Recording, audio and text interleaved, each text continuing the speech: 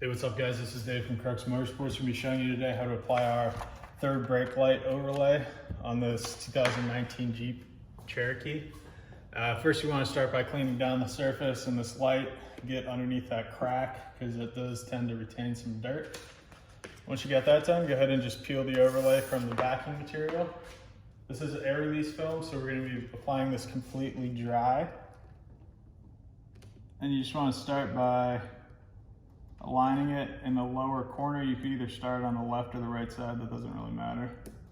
Once you get that corner aligned, you want to keep tension on the film as you work it towards the other side of the vehicle, lining it up at this very bottom.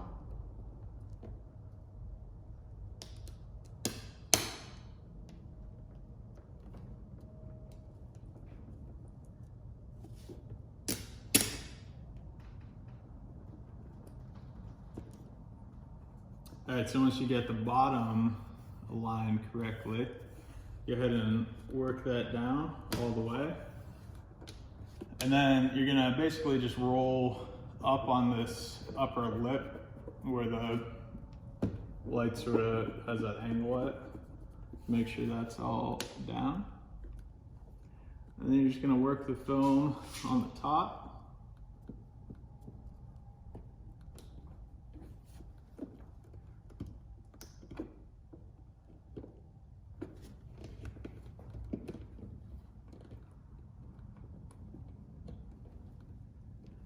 And these lights, there's some, at the very bottom, there's a little bit of lettering. So we're gonna go ahead and take the heat gun. Heat that up a little bit and just work down those corners where the lettering is. And then just go over the whole overlay one more time with the heat to make sure it sets.